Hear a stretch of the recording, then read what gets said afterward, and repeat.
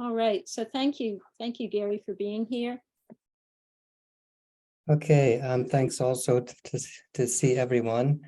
Let me see if I can get this back. Okay, so, when the word community is something that we listen to, I'm not sure if everyone in the group probably might be or Baha'is, but communities is something, of course, the Universal House of Justice is talking about. But this has been something that, at least for me, probably for most of my, let's say, working career for almost 50 years, communities was the activity that I worked for and wanted to work for. And so what could the rural communities of the future look like? That, to me, is something that, almost every day I think about, I try to find information about, because I'm not sure about everybody in this particular group, but I think many of us are reading the activities and the issues that are developing, over the last 10 years and the coming, let's say, 10 or 20 or 30 years. And actually, they're changing quite a bit. Things are changing today that we never saw, let's say, even a few weeks ago. So these are the sorts of things that make it difficult to really say exactly what we're talking about, because some of these things are changing almost on a daily basis. But in the end of the day, I think I'd like to say supporting communities that come together to cooperate is what I think is the most important thing that I've been working on most of my life, and what I think is very important as we go forward in the next, let's say, 3 decades. I like to say 3 decades because those are the 3 decades that I probably will still remain alive on the planet if I'm very lucky. So basically, the 21st century, we know that there are many problems: energy, environment, climate change, food security, financial security. These are interrelated. They're not just there can't be just in isolation. There are systemic problems. And all of these things are quite different, even when we talk about communities. One of the things that kind of, when I'm speaking about agriculture or about, some of the companies that are being developed, I really cannot really say too much about a general, discussion. In every group that I've been involved with and understood, they're different. They're not the same. Even if you look across the United States, most of you guys are in the United States. A couple of people are in this part of the world, in Europe, but in Africa also I saw. Basically, we understand that the different places, different parts of the United States are completely different from each other, and they're all changing rather drastically. And I think it's something that we really need to be able to think about. I'm going to just talk a little bit about some of the, let's say, the issues of climate and that sort of things in the beginning, and then I'll move more back to communities, what I'm thinking about in terms of communities. But certainly, first of all, when we talk about research and discuss agricultural issues, the first thing that comes to my mind, because I see this oftentimes in many different discussions, people will say, "Oh, we're going to the agriculture is seeds, or it's some kind of situation, some kind of activity in agriculture." But actually, the first thing that ever comes to my mind when I'm talking about agriculture, it's not just about growing crops. And even we see this, all of us have probably understood this Adasiyyah, the example of Abdu'l-Baha. And when he created this community, and it inspired many of us. And by the way, I'm always calling it a cooperative. Okay, the word cooperative may not be the word that Abdu'l-Baha used, but the kind of activity that was going on in the community developed by Abdu'l-Baha was very much like what we might call a cooperative. And cooperatives involve individuals and communities that work together.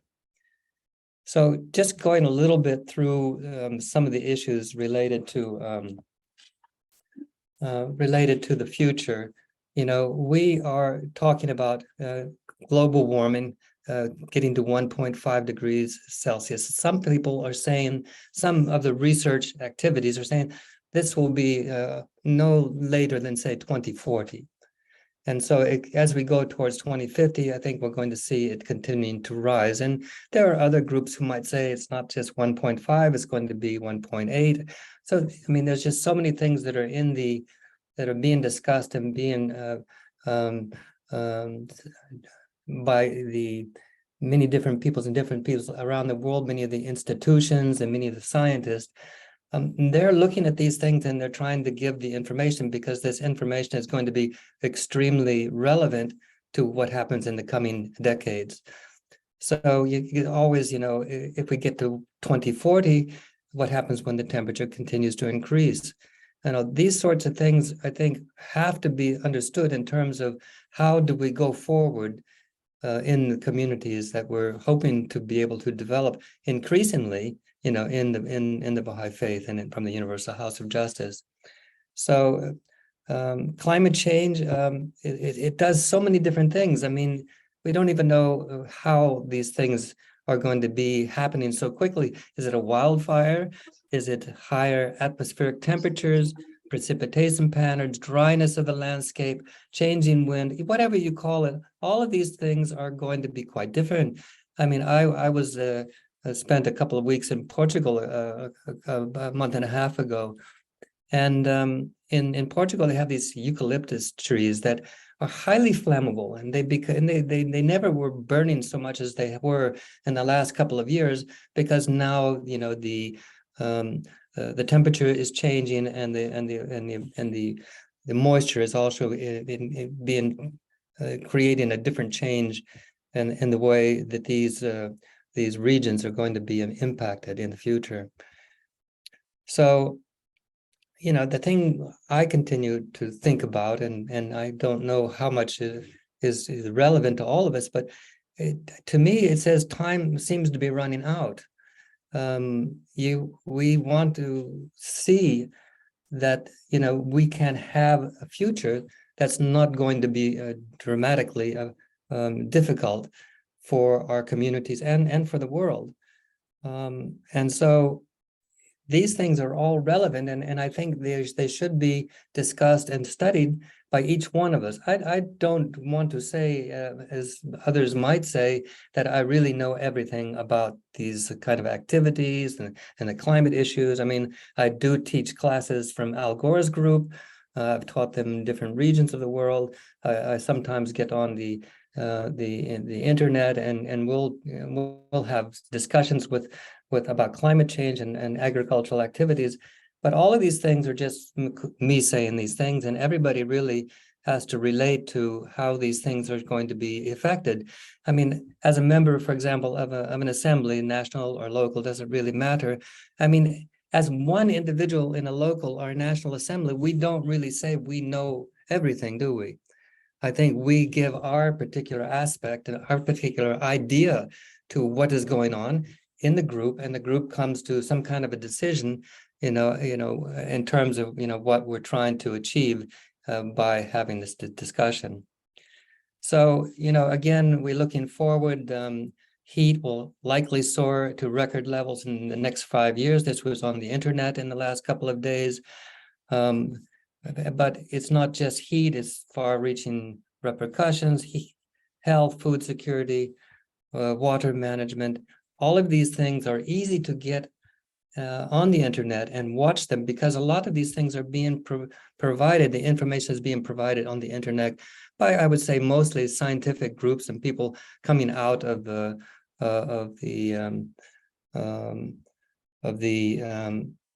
work that's being done, for the coming years so basically 1.5 degrees warming, sea level rise expected to rise by 10 to 30 inches, or 26 to 77 centimeters. All of these things are, going to be extremely relevant as we go forward. Net zero, we hear about them, and you look at this particular graphic on the right-hand side, which one of them is the one that's going to be the one that we can really relate to in the coming decade, or 2 decades, or 3 decades. We can see around 2020, the 2016 estimates being shown there, but one says it goes up, all the way to 3.2 to 5.4 degrees Celsius, or one of them goes down, which one of those are going to take place in the coming decades? This is something that I think is extremely relevant to what we need to be thinking about. And I don't think we can not pay attention to these things as we go forward. I don't know which one of you reads books. I read a lot of different books relating to the future. There's something that's called Earth for All, a survival guide for humanity. These sorts of books are being written by a lot of them are academics, a lot of them from different parts of the world. I think the Earth for All comes from wasn't it Norway, I think, if I'm not mistaken.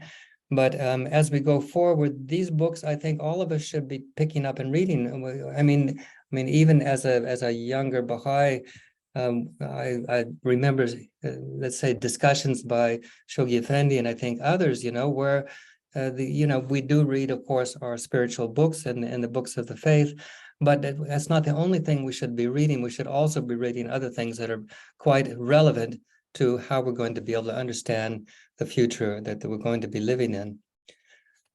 So, you can look at the issues on the right. We see these things are happening. They're happening almost on a daily basis.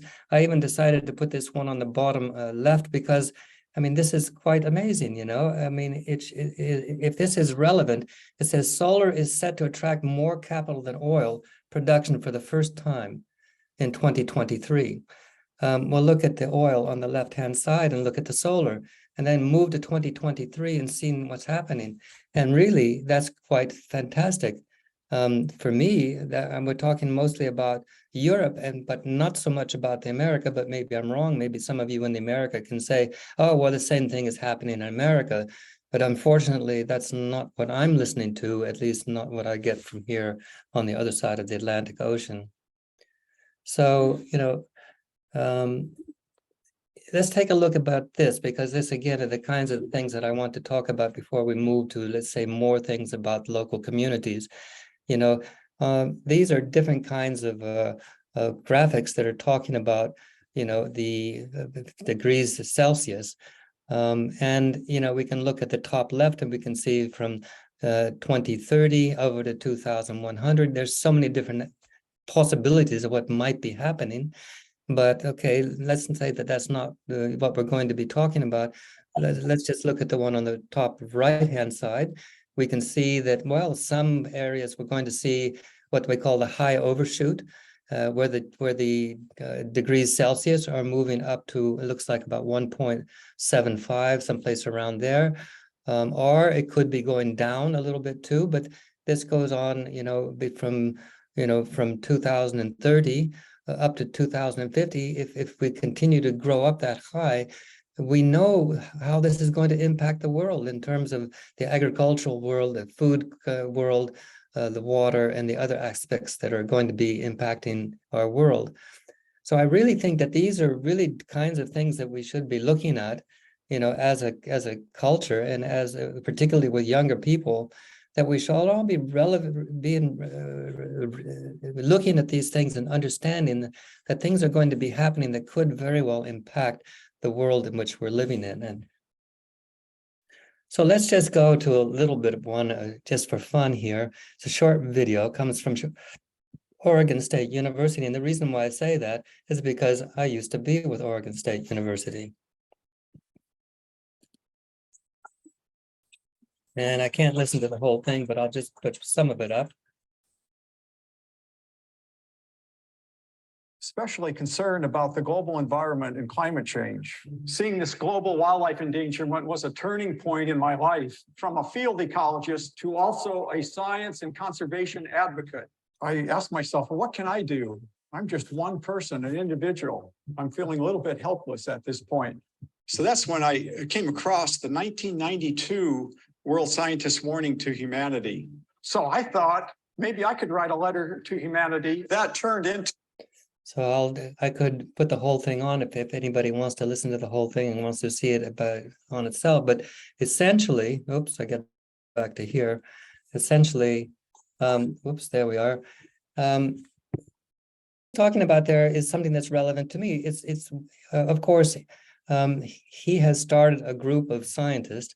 I can't remember how many thousands of us have actually signed on to a particular group that he started.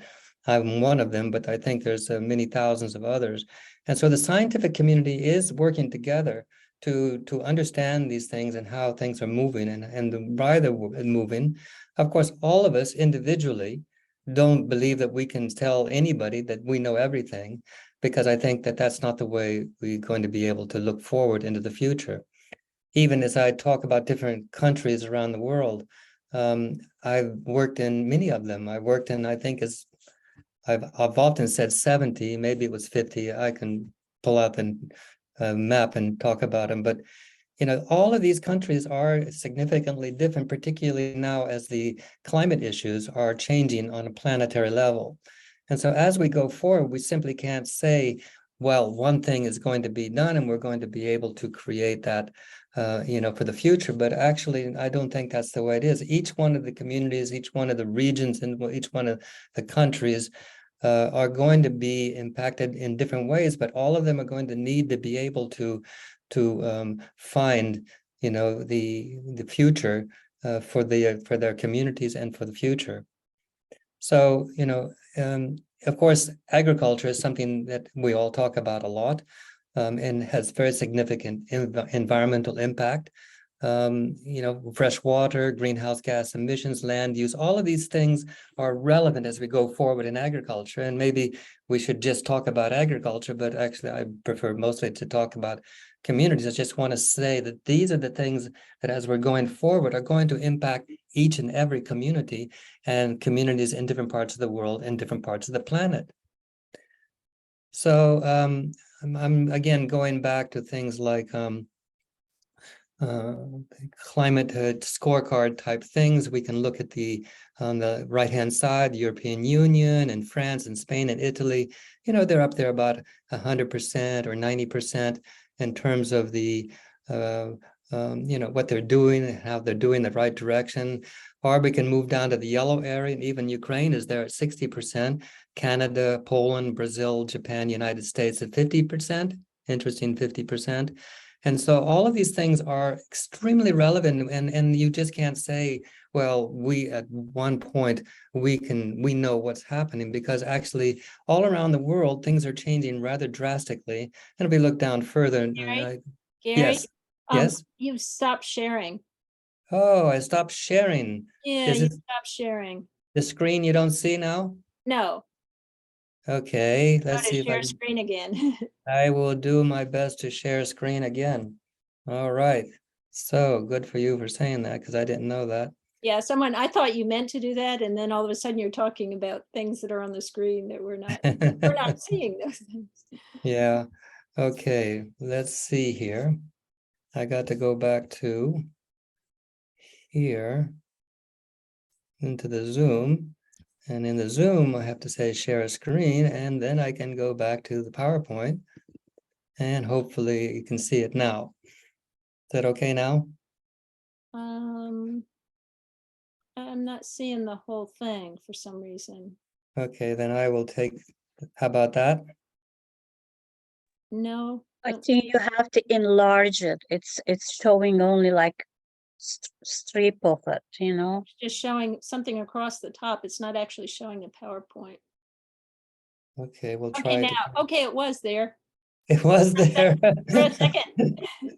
Okay, I'll try Try again. again. I'll try again. There it is. That it? That's it. Yes. That's Okay, good. Very good. Well, thanks for Thank you. saying that.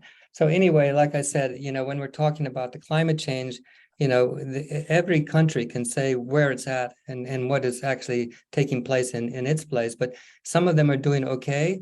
Those are the ones up on the top. The ones in the yellow are in the middle.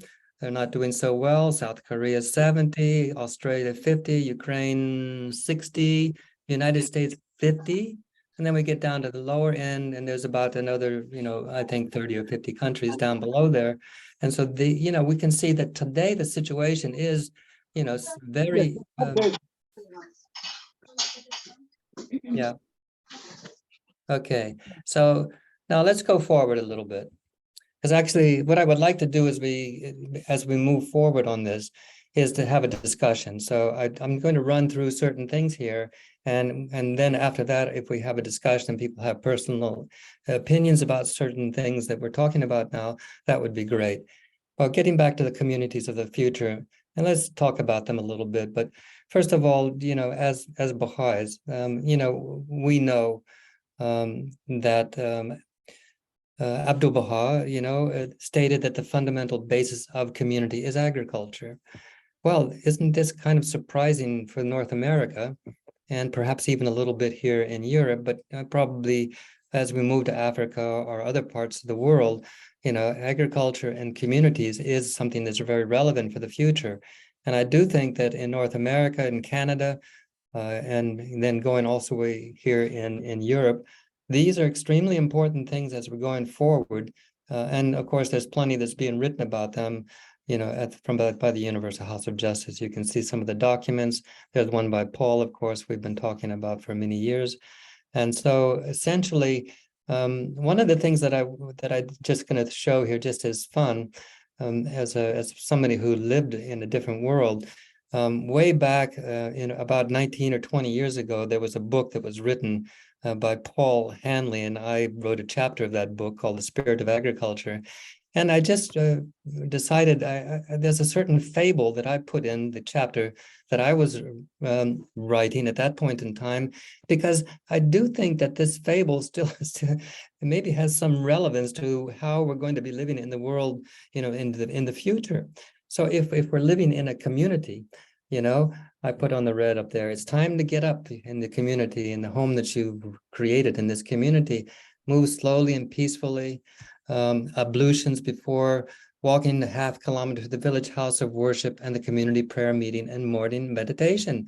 Well, I mean, that's a kind of a life that I think is happening in some African communities, but I'm not so certain that this is happening in Europe or Ukraine or other parts in the United States, etc.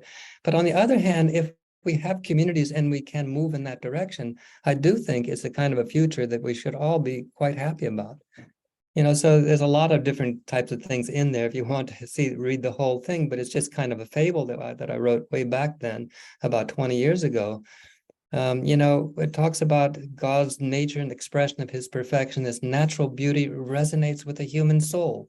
Sometimes uplifting music, focused meditation has the same effect.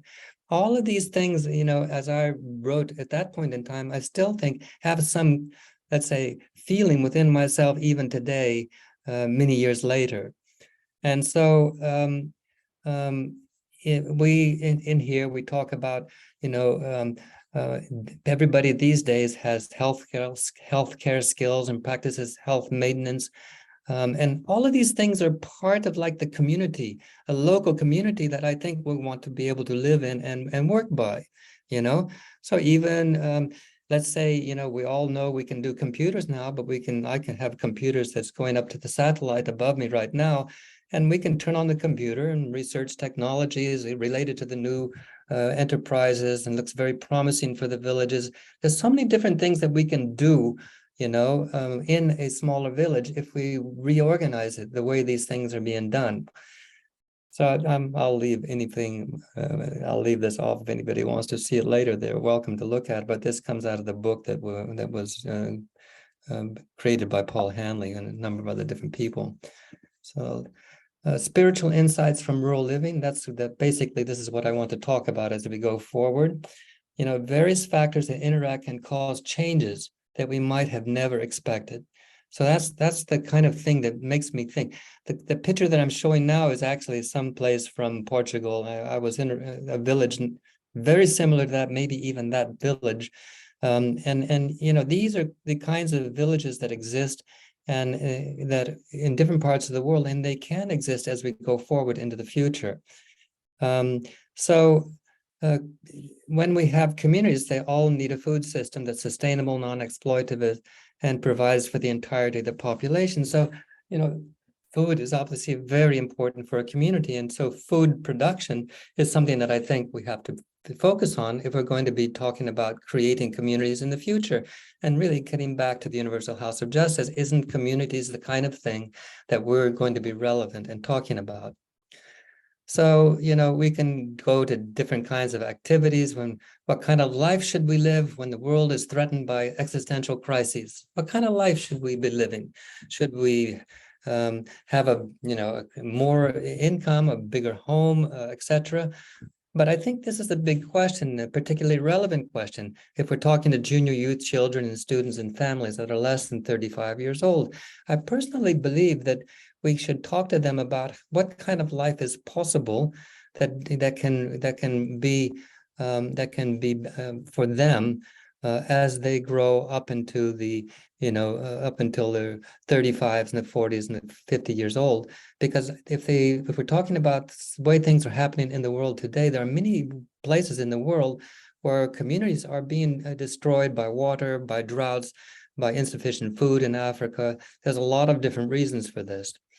Destruction of homes in areas subject to fire due to climate change. Well, any of you have come from the western part of the United States, but you can also see this in parts of Europe. You can see things from Portugal all the way up, I think, through the UK. There's a lot of activities that's going on. We're talking about global greenhouse gas emissions projected to increase by 50%. If these things continue to increase that much, we'll have to be able to understand just how difficult this is going to be as we move into the future.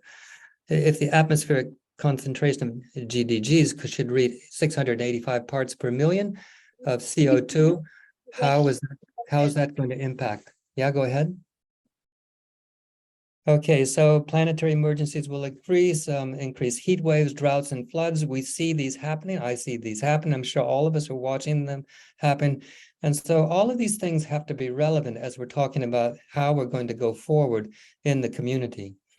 And so, Baha'u'llah started the special regard. It should be paid to agriculture. And Baha'u'llah even stated that agricultural work is identical with worship.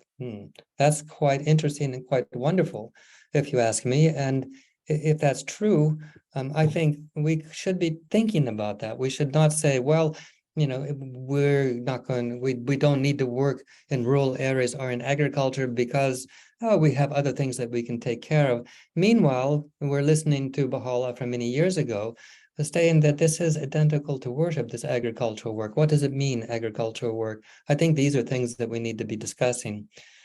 So, the fundamental basis of community is agriculture. That's what many people have been saying. And so all of these things are particularly relevant as we move forward, into the future. Let's go to a few other things. The food is need of a food system that is sustainable, non-exploitative, and provides for the entirety of the global population. One of the things that we've been writing in various scientific journals is some of the food that's being produced in different parts of the United States and other parts of the world is not of very high quality. So the current food system faces challenges: environmental degradation, social inequality, food insecurity, but even all kinds of activities just in soil fertility, biodiversity. All of these things are taking place in the world today, and what can we do about them? And I think one of the things that seems to surprise me anyway, is there's many people who are studying some of these things, but they continue to live their life as they've been living it before and not thinking that change is something that we need for the future. Now, this is something just from an agricultural point of view. This is the transformation that we talk about. One of the, digitization is something that is possible now in agriculture, where we can see quite a bit of what's happening in the agricultural sector. Digitally skilled rural communities can allow for the diversification of incomes. It allows for the creation of new employment. All of these things are particularly relevant as we go forward into the future. So I think that these are the things that we should be discussing as we're working, in communities as we go forward. Now, just as you probably know, I'm in Ukraine. In Ukraine and Russia, as war continues, the Africa food crisis looms. I mean, we've been taught that, if if we're not allowed in Ukraine to export the food that we produce, well, still producing hopefully during the war, because part of the country is being devastated. If we cannot send this food out of Ukraine into Africa or the Middle East, we're going to be talking about significant difficulties and problems. And so even if you read stuff by the World Bank, the Nigerian adult population suffering from moderate or severe food insecurity increased from 48.5% to 75.5% in 2021. When I hear something like that, I'm shocked and I'm scared about what the future is really going to talk about. So I do think there's a huge amount of information out there that needs to be brought out and discussed in communities, because each community is going to need a certain kind of interaction to be able to find a way to move forward and to be successful in the future. So there's so many different things going on. On the right-hand side, you can see, the share of food insecurity populations in East, West, Middle, and Southern Africa. Whoops, where did that go? There it is. And so you can see moderate food insecurity is the yellow ones. Well, in the world, it's 18.5. Southern Africa, East Africa, West Africa, Middle Africa, up to 34.2. And of course, severe food insecurity is the red ones. You can see that it's increasing over and over again. And all of this is coming out of the Human Rights Watch analysis of FAO data. So this is not something that somebody's making up. This is data that's coming out into the world and things that we should be looking at and trying to understand. Then what are we going to do about it? Because I think that's going to be extremely important. The Baha'i approach to rural development, this is where I like to talk about a lot. Close to half of the world's urban population lives in towns and small cities.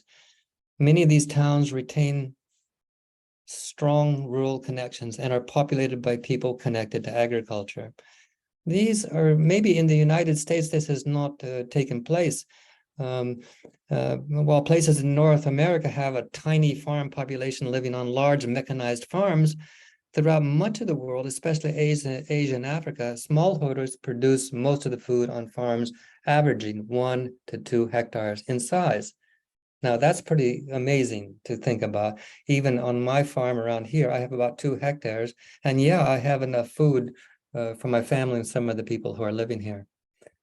So Abdu'l-Baha, we know this is extremely important. The techniques that he employed are relevant to the 21st century. If you ask me, if you study the activities of the Adasiyyah, where he brought out agriculture and rural development, he did so many things that were so relevant, I think, to the future. And so, contemporary discourse about farming in rural communities reflects on the agricultural processes, during the last 70 years, family farms, supermarkets, all of these things are relevant as we go forward. And thank God we can listen to, the talk by Abdu'l-Baha, who has said certain things that I find to be particularly relevant for the coming future of the world. I think it's there. So now a lot of you don't like to hear people talking about co-op farming. And so I don't know why, because I think it's wonderful. And I've taught co-ops here in Ukraine and other countries around the world. And so community-supported agriculture, well, okay, maybe you don't want to call it cooperative, but it's a community-supported agriculture. And this changes the way you live. It will connect you to the land. It will forge a relationship with farmers and with soil. And so going down a little bit to co-op farming, the model really might help save America's small farms. Well, the small farms, yes, why not? And even is it possible to create small farms in the United States? Isn't that something that might be important in the future, particularly if part of the United States is going to be impacted by drought, floods, and other activities? And I even hear that there are communities in North America and I think in Canada who are really talking about, a kind of a small but growing movement of farmers, and that these farms are run by people with diverse backgrounds and beliefs and motivations. And these things are possible as we go forward, but they need to be done, I think. So let me just show this a little bit here. People don't like so much about cooperatives. I've said so many times in different cultures and different connections about cooperatives, and many times people, the word cooperatives is not something that they really relate to. Personally, I think it's important. Here's a quick video. Co-ops are giving people a say over things that matter to them. There are 7,000 of them in the UK, working right across the economy. They give customers a say over their shops. They help farmers get a good deal. They let people run sports clubs and leisure centres. They give employees control at work. And together, they contribute £34 billion to the UK economy. They're owned by more than 17.5 million people. Co-ops are giving people a voice at work, in their communities, in the economy. What if more people had a stake? What if the UK's dynamic cooperative sector is just the start of a new, more cooperative economy? Is now the time to stop asking, what if?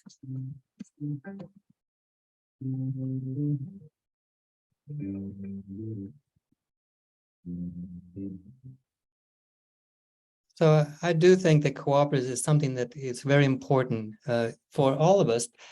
If we're talking about the future, particularly in regions in Europe and Africa and Asia, etc., they help build sustainable communities in rural areas.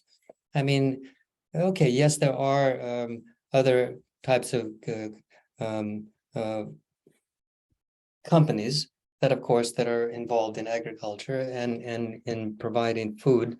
But personally, I believe when we're talking about the future of communities, agriculture and cooperatives are something that I think are particularly relevant. And I think it also relates to the fact that in these communities where there are cooperatives, they're not quite as, let's say, financially high as we might impact. But even as far as I know, in the United States, in the agricultural sector in the United States, the production of food that's being produced and then sold is actually creating quite a bit of income for those people who are actually running the agricultural system within the United States. And so I would think that it would be a cooperative community is probably the ideal way in which one we can create a system where people can live together, work together, and find the future together when in a world that's going to be under significant cultural and climatic problems as we move into the few decades in the future. So how do cooperatives help rural development? Well, they provide goods and services to local communities. It's not just, for agriculture, it's doing other things for local communities. They involve growers, but maybe not only growers. There's a need for electricity, telecommunications, and of course, even school, social security, job openings. All of these things in a local community is something that I think are particularly relevant. Are they more relevant in Africa than they are in the United States? Maybe, but maybe that's going to change in the future.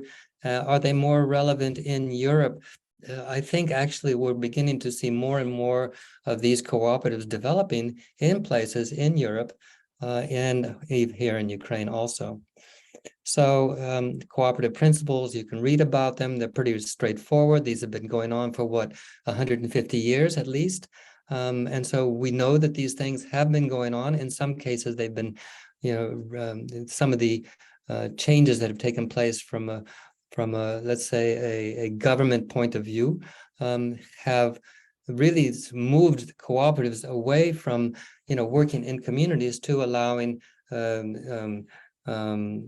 companies to be able to have more control over who's growing the food, who's providing the equipment for the people growing the food, who's actually buying the food and then selling it to markets, local or internationally. All of these things are relevant, as we go forward, I think. Adasiyyah defines a future, more natural living, more efficient living. I think these are the things that are particularly relevant as I listen to the activities of Abdu'l-Baha and Adasiyyah. And we're concerned about our climate, but we don't want to be without innovative materials and smart technology. You know, living space is becoming more and more expensive, you know, and future living can be even more natural, smart, and efficient. I think this is really important. So let's look at a few more things, and then we'll come up to a discussion if there is a desire. Stepping up, improve and intensity, agri-food systems, more sustainable, rejuvenating agriculture, promoting agro-enterprises, skills development for improved production methods and productivity, crop diversification. All of these things are relevant as we're talking about agriculture, stepping out to diversify rural economic diversification, income generating activities, employment beyond agriculture, and including other economic sectors, skills and development and employment services. All of these things are so relevant to me as we go forward when we're talking about an agricultural community, you know, in the future. We all need to catch up and leap forward.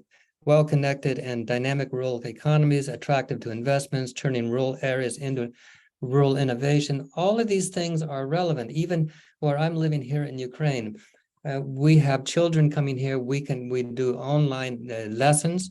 It's through internet services. These are all possible, and I think as the future goes, we're going to see more of these kinds of things. I think there's about 10% of the population in Ukraine that has moved away from local schools, which they don't find significant enough for many of the Ukrainians living here, and they've moved into sending their children into online schooling, which is another way to do this, you know, as we go forward into the future, not just in Ukraine, but in Africa and other parts of the world. So if we were to talk about a village, which is we were talking about, you know, earlier, and what, of course, we're hearing from different perspectives, you know, what does it talk? What could it be like? It's a mix of businesses and services. The houses are planned to make the village retain a mix of residents. You know, different kinds of people can live in this village. Care homes, people with problems of medical issues, separating the older generation from the rest of the community. We don't need to separate them. Broadband connections, small businesses, employing people, energy use, renewable energy generation through turbines, solar panels. One of the businesses can be a social enterprise, a community pool of autonomous electric vehicles, intelligent buses, even e-bikes, nature in the village, meadows, woodland managed, biodiversity increased, wildlife, volunteers. You can see so many of these things in every village can be developed and can create a village that is so wonderful to live in and could be so relevant as we go forward into the future. Okay, but on the other hand, if these communities are not going to be developed and we run against too much flood, too much drought, too much lack of, financial activities and that's been happening, all of the different kinds of situations that are impacting the world as we're going forward, all of these things are going to be very difficult for societies if we cannot find some way to create a community, a cooperative type of community that can actually live and work together in a wonderful way for the future. And it can be spiritually motivated, but not just spiritually motivated, because I don't think these communities can ever be only communities made, you know, from Baha'is only. I think basically the Baha'is would consolidate with other religions, with other groups particularly, to be able to create the proper village activities that all of people would find some benefit to, you know, as it goes forward into the future. So even, you know, pictures of such like this, we can have different houses, we can have different crops, we can grow different kinds of things, and we can move ahead. And so let's listen to this one little thing as we go forward. The social economy is a special kind of economy, putting people before profit. Driven by collective interests, social and environmental goals guide economic activity. Social economy organizations are active in almost all sectors. Organizations include cooperatives, associations, mutual benefit societies, foundations, and social enterprises. Building on local roots, the social economy is based on solidarity and participation. It aims to serve people and the planet by putting profit back into communities, creating jobs and opportunities. The social economy landscape is diverse, with over 2.8 million organizations in Europe providing over 13.6 million jobs. For more information, visit ec.europa.eu. So I'm just about done. We'll come to where we can have some discussions if you'd like. Certainly, as we look at the various possibilities for agriculture as we move ahead into the coming decades, we can see that there are plenty of rural opportunities, hopefully, that we'll be able to create a future for society. I personally think that if we cannot slow down some of the climate issues, some of the issues related to water, drought, production of agriculture. I mean, sending food from Ukraine to Africa is something that's particularly relevant. If we cannot do that, we're being told, if you've read about it or not, that this could cause people to die from lack of food in parts of Africa because they're simply not receiving enough food in their particular part of Africa to be able to continue to move on. So many of these things are relevant that have to be improved as we go forward. And let me just go back to homeschooling and online schooling, because I'm really kind of wondering, as we talk about, rural communities, how difficult would it be to have homeschooling, online schooling? These, of course, are two different kinds of things. But this schooling at home means that a parent could assume the role of a teacher. That happens. I mean, we do that here in Ukraine. My wife does it. With online schooling, students can learn from home, but they are obliged to follow the curriculum. All of these things are absolutely possible in a community setting as we move forward. Whereas I could think there's a lot of issues in different parts of Europe, and particularly here in Ukraine and Russia and other countries, that to be able to have these activities for the future of our children and the future of the society, I think is particularly relevant. Are we doing them? Are we not thinking about them? Well, I hope we do think about them personally. Now, let me just finish up with this. What is multilateralism? Strictly speaking, it indicates a form of cooperation between countries. This is the thing that surprises me when we talk about something like multilateralism. I can't imagine the world of the United States being just fine by itself. I can't imagine China to be just fine just by itself, or any of the African countries, or any of the European countries. I can't imagine, as we go forward in the coming decades, that we cannot find some way for consultation, inclusion, and solidarity to be able to go forward in a very positive way, because we know that we're headed towards really serious difficulties. So there is no planet B. Our current trajectory, we face a collective breakdown. And these are the sorts of things that I think are particularly relevant if we're talking about going into the future. And I would like to see everybody really working for the community development, and not just talking a little bit about, how agriculture works. I don't think so. We can teach them in a university or in a short course, online even. What we need to be really thinking about more is this is a community, and our community needs to be working together and solving some of these issues that are going to be impacting us in the coming decades. It's time for change. Sorry if I talk too much.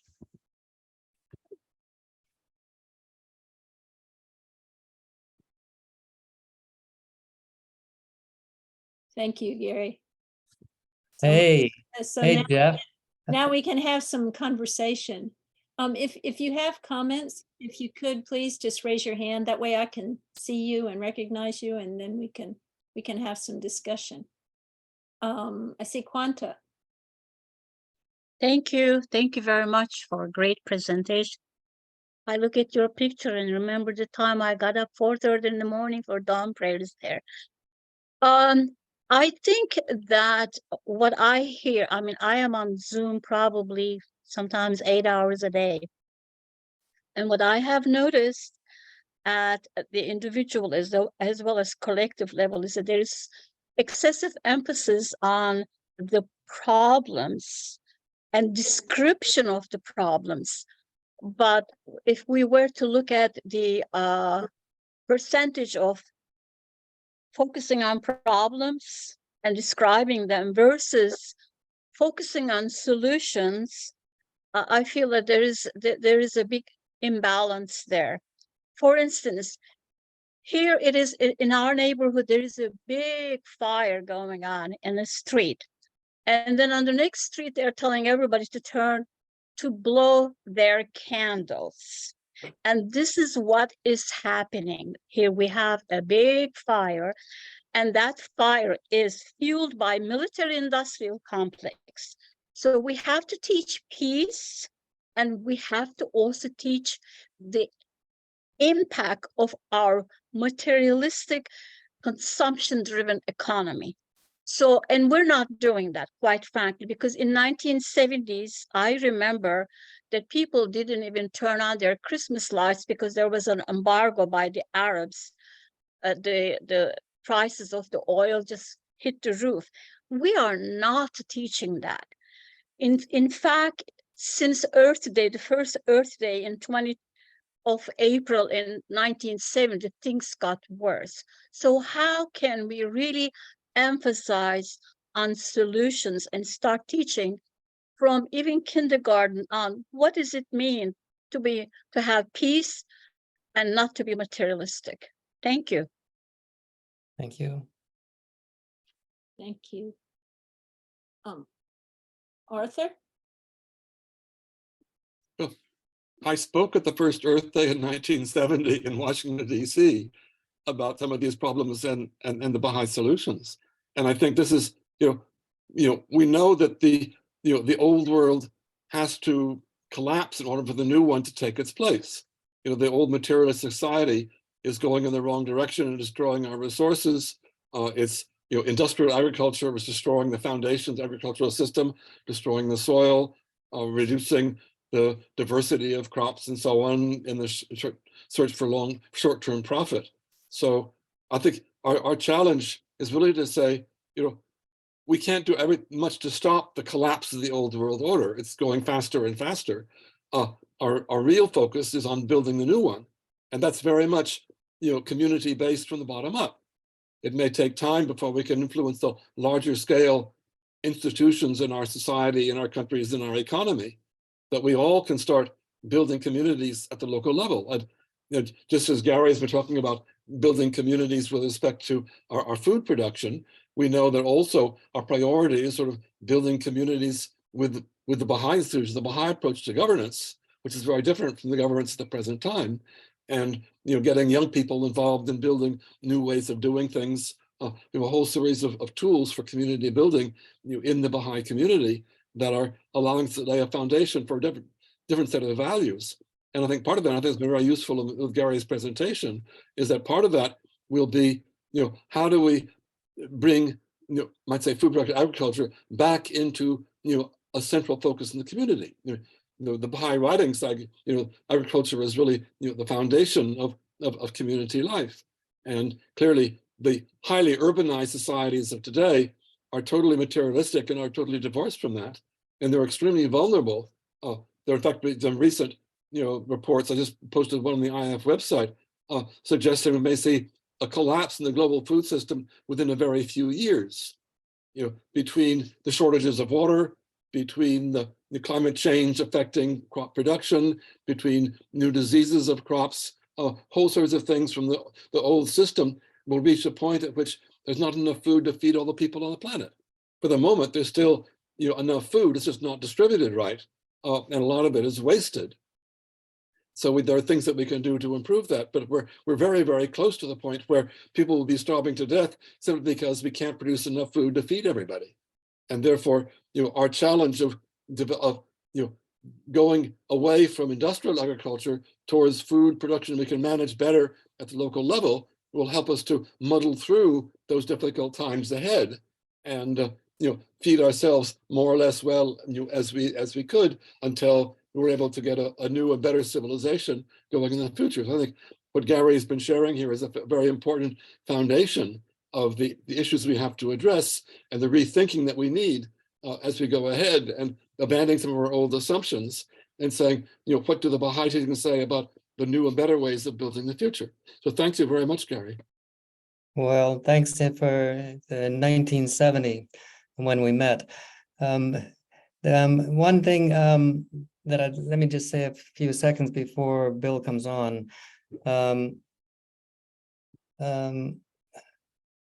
I think when we're talking about, the communities, one of the things that seems to always impact me is when we're acting as if the future community of the Baha'is is just Baha'is.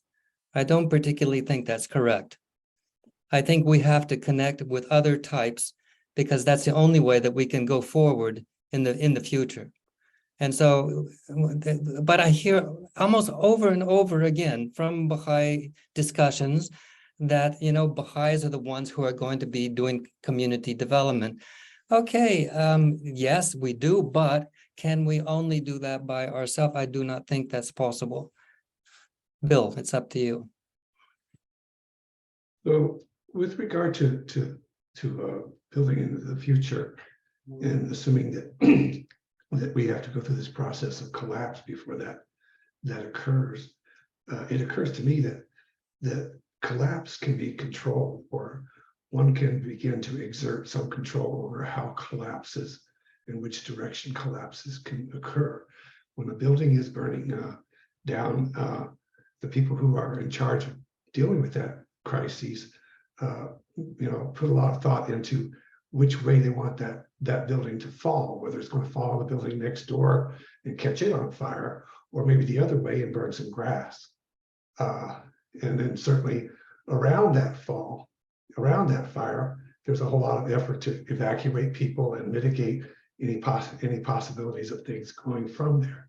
So I think that when we say that as Baha'is, we don't have a lot of agency in terms of affecting the collapse of things, that we may be overlooking the power that we have with using the capacities or the mindset that we have as Baha'is and the unity that we can help build to be able to exert some control over how that collapse occurs.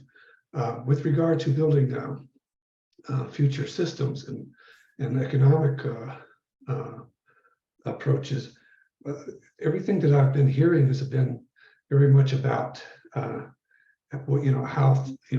things don't work, and that there's a human cost to these things, and like the whole thing about co-ops is like it's very brilliant because it bridges the gaps between those who are dealing with their immediate needs and those of us who are privileged to be able to sit here and talk about what are some of the solutions. It starts to bring those things actually to where they need to be, rather than to those who are most immune to the climate crises.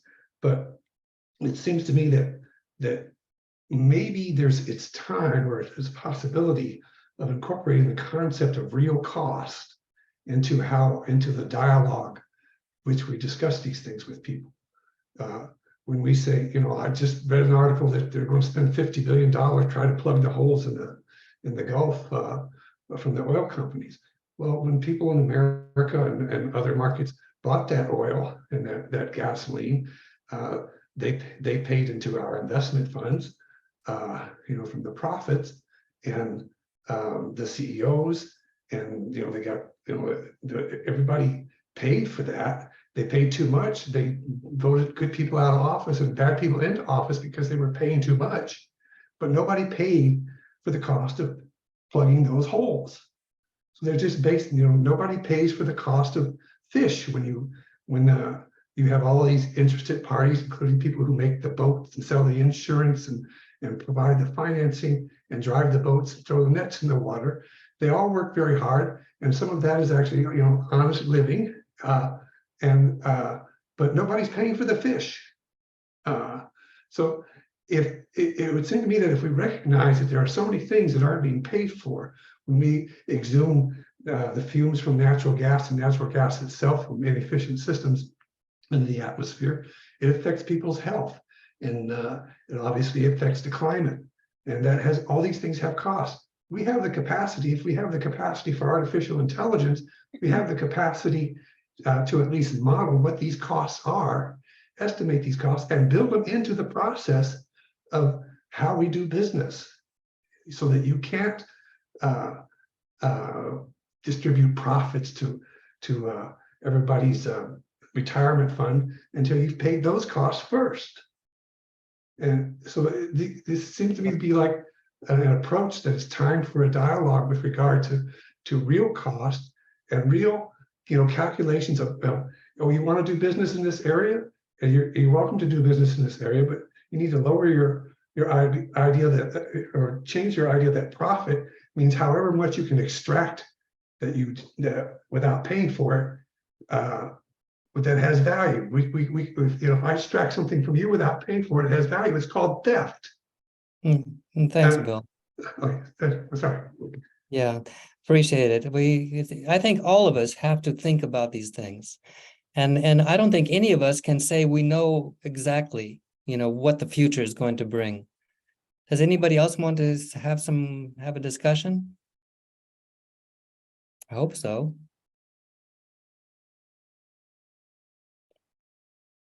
Well, Gary, oh, who have we got there? no, go Jay. ahead. Oh, Jay, go Yeah. ahead, Jay. You're muted, Jay. He always There we mutes. go. I like the idea of focusing on solutions. There's a whole lot of things that we can start doing now. And the reading group has been great, and I love meeting the people. But we're focusing on the scientific data and things, but we aren't talking about what we can do today. And that frustrates me.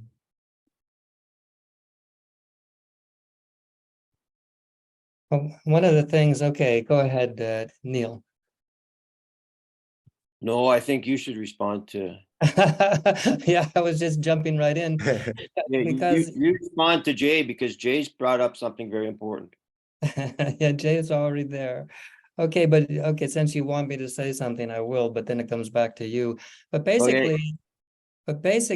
I do think that we should be talking about not changing the way, for example, in the United States and in different parts of the world, where the financial activities of people and families and communities is actually too high for the future of the world. I mean, maybe that's not correct. Maybe there are other people who think differently. I personally think that as we're going forward into the next 10, 20, 30 years, we know that the temperatures are going up. We're going into different kinds of climatic issues. They're impacting all over the planet in different places. And all of these things are very much relevant, I think, to, for example, the use of the benzene, the gasoline, the oil, and the other types of activities that are creating, a planet that is overusing the facilities that we need to move it forward. So I do think that we have to think about how the world is going to react, because just letting it keep going as it is today, as we see it happening today, we see the increases in CO2 levels and issues that are going to be related to much more difficult areas where, that we will see distinct, let's say, distinct activities, in different areas of the planet. And they've been started already, and they're going to continue unless we can somehow slow them down, I think. Go ahead. Is it my turn? Yeah. Yes. Yeah, I'm not sure if we responded to Jay. What I was going to say was that I really appreciate the presentation, Gary. One thing that, as an agronomist and community developer, that has always disturbed me is the power. And that's the power that comes from a consultant or an agronomist who is working with farmers or local people. There's always a status level, and I've worked very hard myself to use empowerment, and because that social space between an expert and the local person can be infected with power very easily, and then the local people don't initiate action that is suitable to their culture, etc. So that's something that's disturbed me for a long time, even though I've tried in the past to try very much to mitigate that with various principles that I use. But I think that local people should be consulting and initiating their own change at the local level, and not so-called foreign experts, which tend to get in and start organizing things themselves. However, I think experts can be consulted upon, and I think we reflect. So what I'm talking about is power. So we can reflect on the October 20th, 1983 letter from the Universal House of Justice, which I encourage everybody to read if they haven't read it. It's the seminal letter from the Universal House of Justice on social and economic development. And there's one part of it that says different communities will, of course, perceive different approaches and different solutions to similar needs. I Correct. think that's a very, very profound statement right there. So I'm just going to repeat it. Different communities will, of course, perceive different approaches and different solutions to similar needs. So as an expert, you kind of have a methodology and go out, maybe work in different areas, but you're always kind of thinking of the same solution. Whereas if we have locals doing it, it goes on to say all, irrespective of circumstances or resources, are endowed with the capacity to respond in some measure. All can share. And so this was always disturbing to me, as I mentioned before, until the Institute process started taking off. And now that we've got the Institute process initiating action and reflection at the local level, deepening on the writings, the spiritual process, and the material process, for me, it's all been resolved right there. The Institute process is the answer to a lot of the questions that I've had for over 35 years. And so when we talk about cooperatives, I think there's a way of doing stuff. And I think Gary and I have been friends for a long time. And we agree on so much that not every cooperative has to be the same as the other one. So maybe you might want to add on to that, Gary. I've tried to explain it a little bit, but they're not a cooperative. We don't have to think of them always being the same. And I know in Canada, we went through a process of having cooperatives in the 50s, 60s, and 70s, but they were the same everywhere. And they ended up taking on the capitalist system, and most of them fell to pieces. But we're not talking about that this time. We're talking about stuff that's actually integrated with the Institute process, which is an extremely powerful process because it's been initiated by the Universal House of Justice, by God himself. Thanks, Neil. I don't have anything more to add to what you did. It's very great. Hello there, Winnie. Thank you again, Gary, for offering to give this presentation and spark some thoughts so much about where we're thinking so much about where you're placed in the world and where you've been recently and how you still continue to be a model of service in the midst of what we can only imagine. But I wanted to take off where Jay had spoken about reading groups and also Neil's thoughts. And Dawn has put in the chat a place where you can sign up for the short cycle of reading groups, which will start in June and go through August. And there's 3 of them. That doesn't mean that you can't choose another group and get it going yourself. And we'll be glad to help you sort of get it organized. But each reading group makes their own decisions about how they operate.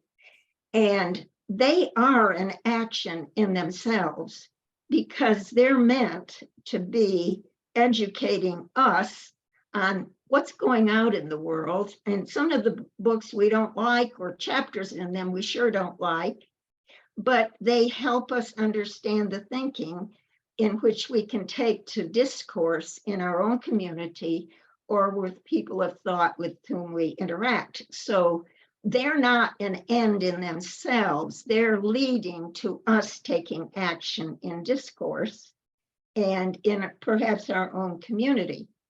And so getting to what Neil said, I think always the grassroots community building is where it is, where you can lessen the power that's being enforced from above, even if it's not, I mean, you're alluding, Neil, to the fact that you're very uncomfortable with the fact that you're an extension agent, and with that comes an implied from the community of power that you're trying to rid that perception and learn from the farmers and cooperate and collaborate and get on an even playing field. So I just wanted to mention that, because the reading groups are truly about capacity building, and that's what the Institute process is about as well. So thank you. Right. Could I just mention something in here? I can't raise my hand because I'm the host. If you didn't know, that hosts can't raise their hand, but we can. Why? They just can't. They don't have that. So anyway, one of the things that I wanted to mention, going back to the reading groups, is that one of the reading groups we actually did study. We studied this book here. It's called Freedom Farmers, and it's Freedom Farmers, Agricultural Resistance and the Black Freedom Movement. But it's very much about cooperatives that African Americans formed in the rural South at the time during Jim Crow era, when they were basically cut out from the normal farming system, the agricultural system, and the assistance of the agriculture department. So they basically started their own things and were very successful for quite a while, and it helped people. They did farming, they raised animals. They even got to a point where they raised so much that they were able to start their own, like, preserving, like freezing and canning and things like that, and distribute in communities. And so these are really wonderful examples of how cooperatives can work. And a lot of times they form because of necessity, because you don't have anything else. So we've got to get together. And they're good examples of, as some of the terms they use is collective agency and community resilience and things. So, and I think these are things that we need to study and need to be aware of in the coming years as things do crumble. We need to be strong and to learn how to take care of ourselves. Don, please, what is the title and author? The title is Freedom Farmers. Nice. And the author is Monica White. And she did a wonderful, you might be able to find, I was alerted to her because I watched one of her talks on YouTube. I was invited to hear it. And her talk was called A Pig in a Garden. And it was about Fannie Lou Hamer, if anyone's familiar with Fannie Lou Hamer and her collective. So she started a collective. It was called the Fannie Lou Hamer's. Her cooperative was called the Freedom Farmers. Thank you. Yeah. And Dawn, I forgot to mention that these groups, they're not meant to create projects. That's something to do outside of the groups. But we do have a group that was studying life in the soils that went on to Regenesis and is still going, hoping to create a curriculum for young people about soil. And then another group created a PDF file that they suggest as a guideline to reading Food, Farmer, and Community. So sometimes these things activate themselves right within the reading group, but their main reason is individual capacity to create discourse in your own sphere. Thank you. I'm sorry. All right. Ava. Oh, yes, I'm more and more coming to see that community is going to be very important for our future.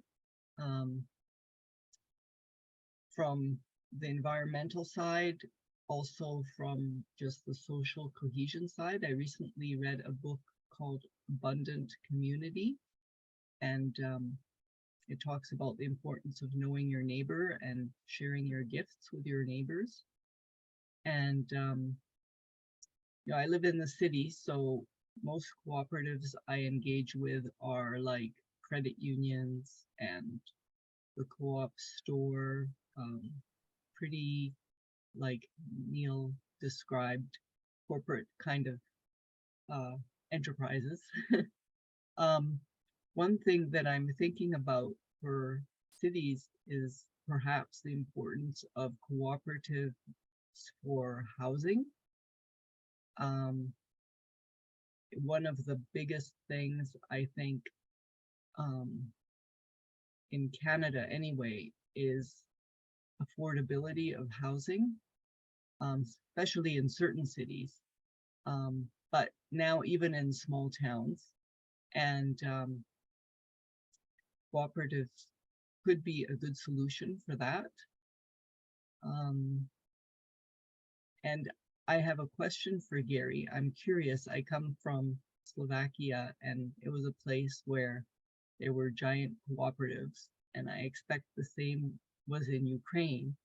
And as you share your ideas of cooperative in Ukraine, how is it being received? Because I know one of the first things you have on your list is voluntary, but historically it hasn't been voluntary.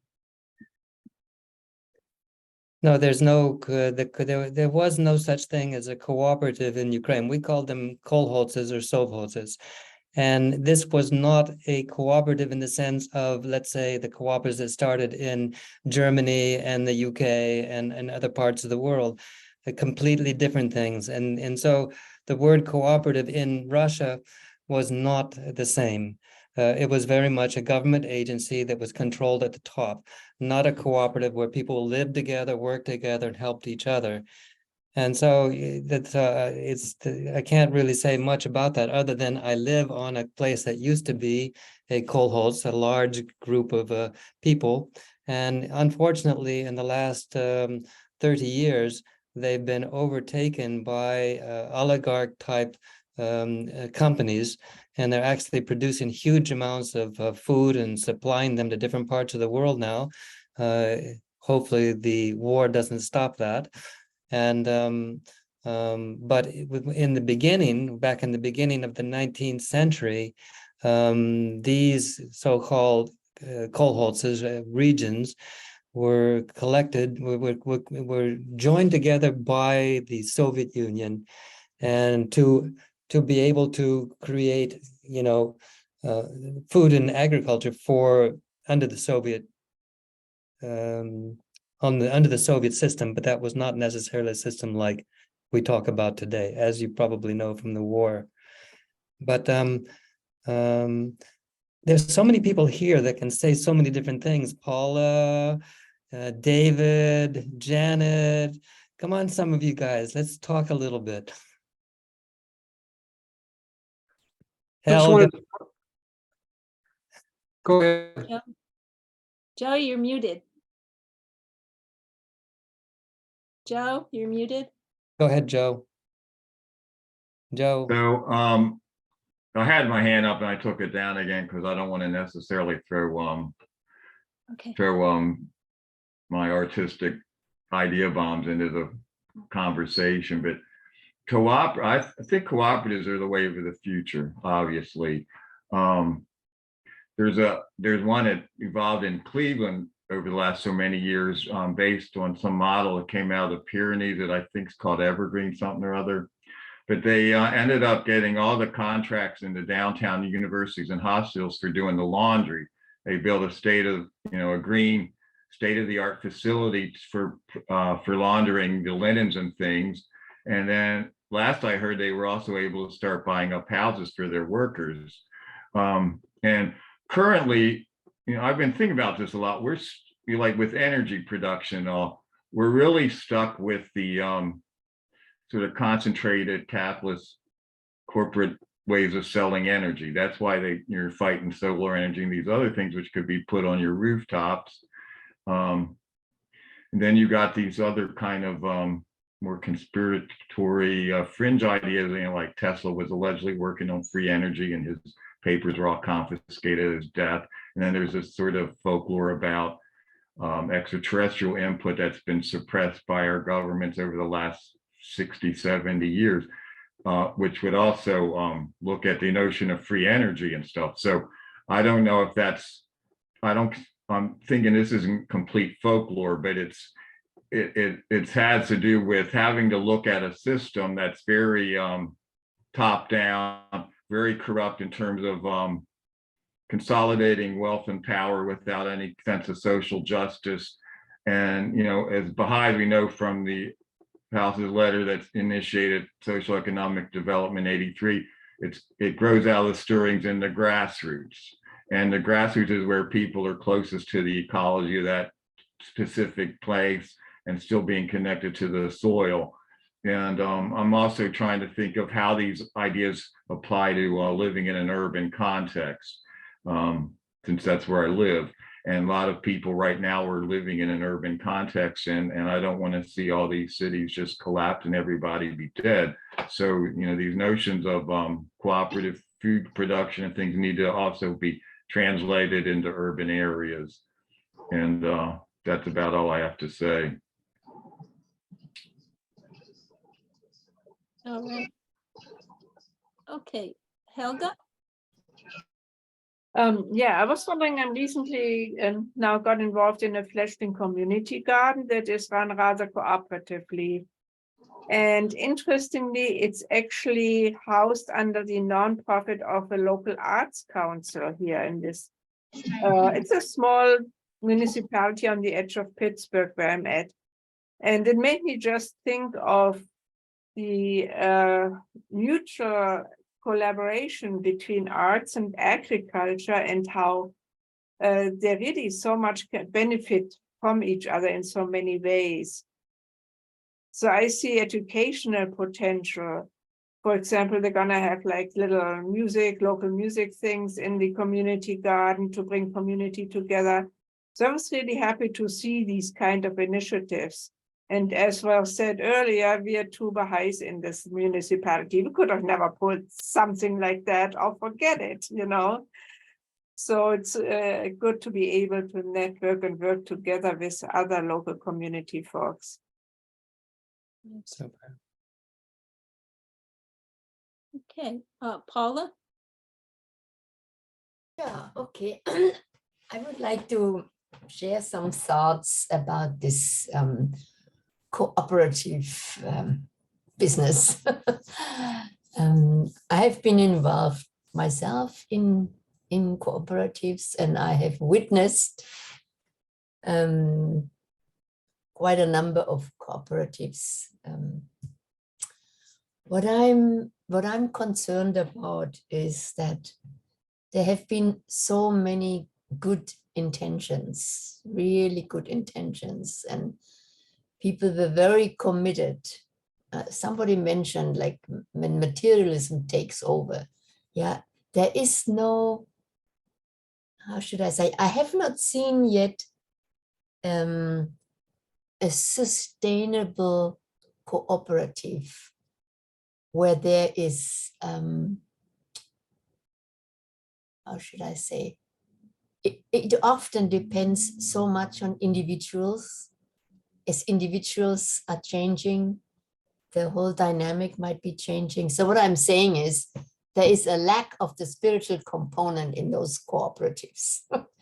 Yeah, that's what I feel. And my question is then, how can we contribute as Baha'is with like-minded people and organizations to consider that there has to be a spiritual component involved as well to ensure that all these efforts are sustainable and not falling apart in the end. And what's really interesting is that we, in our German interest group environment, we have talked a lot about Adasiyyah. We are still trying to find ways how to use this example in our involvement. And there was a presentation about Adasiyyah from somebody who was distantly involved or had relatives. And even among the Baha'is involved in Adasiyyah at that time of Abdu'l-Baha, there were some problems with personalities. That's what I'm referring to, you know. It's all a process to learn that it's our service that we are giving, and service is like an act of worship. Yeah. So to make this transformation, that these cooperatives will be sustainable in the future, and also to attract, I see in all kinds of groups that there is a lack of youth. It's always the same people who are giving their time, volunteering to be movers and shakers. But the sustainability with younger people is also not guaranteed. So, you know, I see still something missing in these cooperatives. Thank you. Before Jay starts, let me just agree with Paula. First of all, let me just say that I worked with cooperatives in India. Actually, I did not work with cooperatives in India because we basically decided that the cooperative structure in India was not the kind of cooperative that we needed. And actually, that's when communities were developed. I would call them some kind of a business community. But this was basically composed of those people in the community, right, who developed this particular activity amongst themselves. And it wasn't a cooperative, but it was something like a cooperative. And so the word cooperative doesn't necessarily mean exactly, you know, for example, when we say cooperative in Ukraine or in Russia, it's awful. I mean, this was something that was controlled by the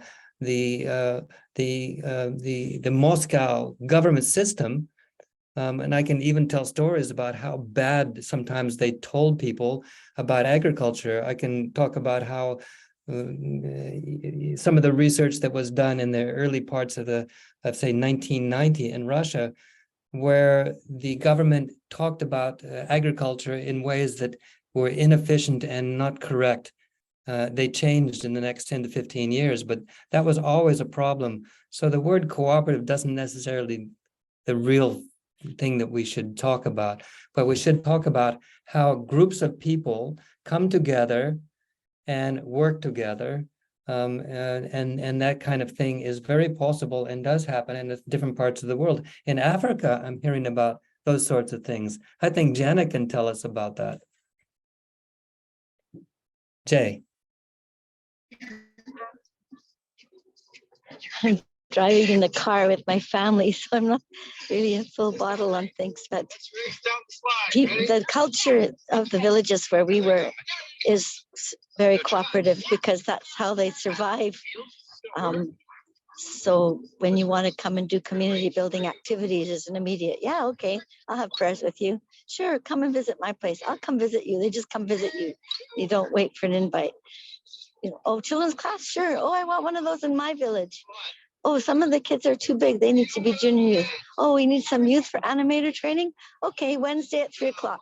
Like, it's just so different, the community building process there, because people have that kind of culture in the village area from surviving, from helping each other. So it's hard work here in the West, and we really need it. In Africa, the work that we started is still continuing by the local people because it was how they wanted to do things, because it was grounded in the the core activities, in the spirituality, the caring and the kindness of people, the wanting that everyone survive. So it's so different than here. So we just, where we are in Ontario, we just have to keep trying to meet our neighbors and to try to have prayers together. It's harder, but we just have to do it. And we're in a big agricultural belt, so we should be able to have discourse about regenerative agriculture. But a tiny bit of conversation I've had with a farmer or two is, they're pretty set in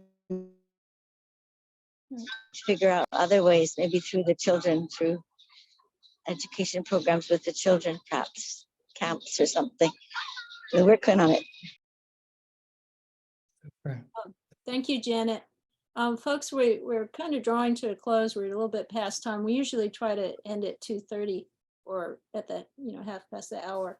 So can we just have one more comment and then we'll. I think Jay's up. Thank Okay, I had lowered my hand, but I'd be glad, real No, short. that's fine, Jay, go ahead. Okay, talking about co-ops, and what I'm using is the Madrigan Corporation, which some of y'all are familiar with, but it's a community-owned corporation where the shareholders are members of the community. And so they sit on the board. And I would have it where Baha'is would be board members and everybody in the community could join in the network, but that would keep the focus and the purity of the mission, I guess, if we were lucky enough to do that. And but anyway, I just wanted to throw the Madrigan Corporation, which is a community-owned corporation, much like Green Bay Packers might be, or but where the community owns the corporation. Super. All right. Thank you so much, everyone, for coming today and participating in this discussion. I think we've got a lot to think about here. So thank you so much, Gary, for being Well, here. thank all of you for being here and discussing these things. I mean, Thank you. I think basically, as I've been involved for over 50 years in agriculture in different parts of the world, about the last 20 or so here, of course, in Ukraine, where there's a war going on. The main thing, I think, as I think of the future, is I can't get away from the concept of the climate and other issues that are taking place today. I even have trouble when I'm researching some of these activities to think that, well, everything's going to be okay in 10 or 20 years. I don't find those things very easily. Even if we look at the countries, which ones are the countries that are doing a lot of work in terms of climate issues and other issues? I don't see them. I keep wondering, is this going to hell or where is it going? And I think that it's very possible, in my personal opinion, and now I'll shut up after this. In my personal opinion, we're going to think that we can go forward like we are today, which personally believe that we cannot. We're going to go forward like we are today until we get hit, until there's a problem. And there's going to be a destruction that's going to take place. And that's the time when people can say, oh my God, we have to change. Thanks, Gary. All right. Thank you. Thank you. It'd be nice if we could build the infrastructure before the calamity gets here. Agreed with you. Let's do it. Thanks, everyone. Thank you. Thank you. Aloha. Bye-bye. Aloha. Thank you.